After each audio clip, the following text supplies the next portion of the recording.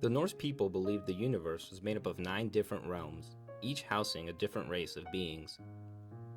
These realms were embraced in the branches of the world tree called Yggdrasil. Yggdrasil supported the entirety of the cosmos, from the deepest part of the underworld to the highest point in heaven. Asgard was the highest of the realms. It was the home of the Aesir, a principal group of gods to the Norse. This group included gods like Odin and Thor. Midgard is the home of humankind. As its name implies, it is the middle world of all the realms, laying in between Asgard and the underworld. It is surrounded by a vast ocean. Vanaheim is the home of a different group of gods, known as the Vanir. This realm was seen as a lawless, chaotic place compared to the Asgard. This group included gods like Freya, Jord, and Freyr. Jotunheim was the home of the Frost Giants. This group of beings were seen as enemies of humanity. Niflheim was a realm of ice. This realm contained nothing but freezing mists and dead souls. Muspelheim was the opposite of Niflheim. It was a realm of fire that housed fire giants. Alfheim was the dwelling of the Light Elves. When Norse culture began to be influenced by Christianity, this realm became heaven, essentially, and the Light Elves gained the characteristics one would see in Christian angels. Swartzhelheim was the home of the dwarves and dark elves. These dwarves aren't what we think dwarves would look like. Instead, they were normal height and had dark skin like the night. If exposed to the sun's rays, they turned to stone. The last of the realms is Helheim, also simply called Hel. This is the realm of Hel, a goddess of the same name. This world houses the spirits of those that have died from sickness or old age.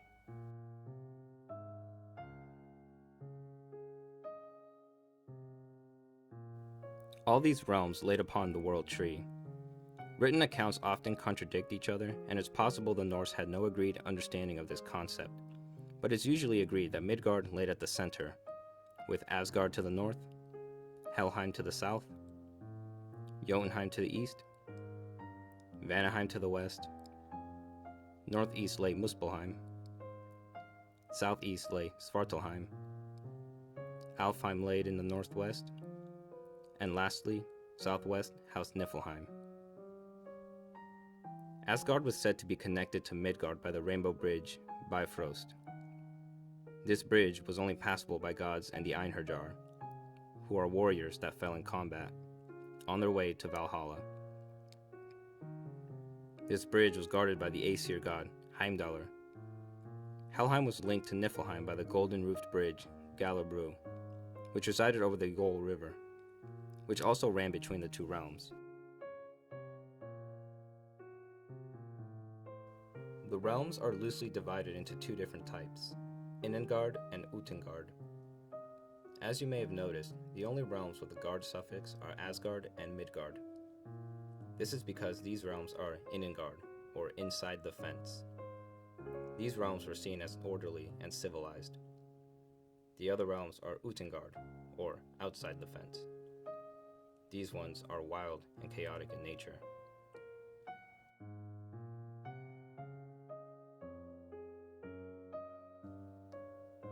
Midgard was the only realm that was accessible by human beings. The other realms were thought to be tangible through manifestations in the world of humankind.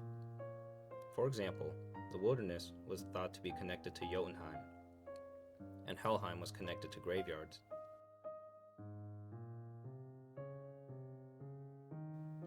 The Icelandic historian Snorri Sturluson wrote that the world tree was supported by 3 gigantic roots, one in Asgard, another in Jotunheim, and the last in Niflheim. Under each root there was a spring. Udarbrun was in Asgard. It was where the gods met to hold law court and settle disagreements. Mimir's well was located in Jotunheim. Its waters contained understanding and wisdom. Vergelmir in Niflheim was the source of all rivers in the world.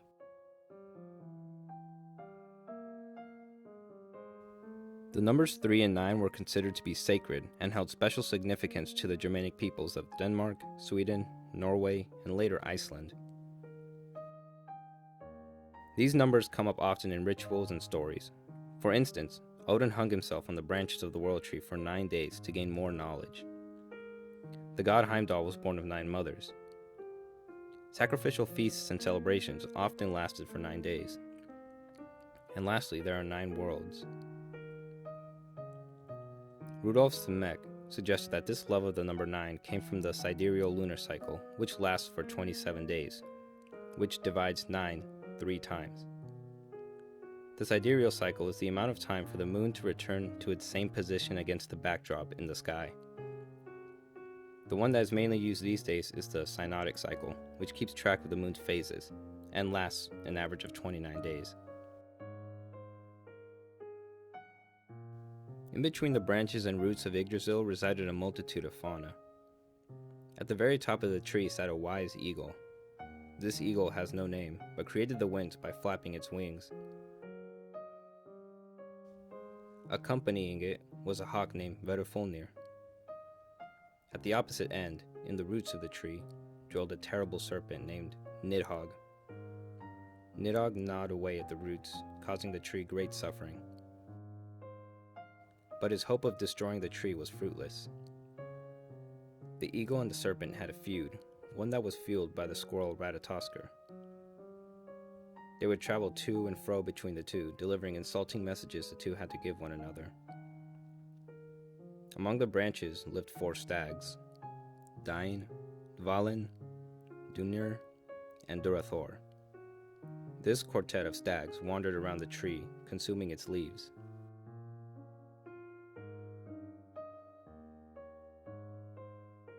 By the Udarbrun well in Asgard resided the 3 Norns. They dominated every fate in the universe and were the highest power in the cosmos, for not even the gods could challenge their decisions. Sturluson gave the Norns the names of Urd, Verandi, and Skuld. Versions differ on how their craft went about. Some stories told that they would weave one's fate into being, and others say that they carved runes into the trunk of Yggdrasil. Any attacks made on the tree were tended by the Norns. They would heal the tree with water from the wells, and repair it with clay.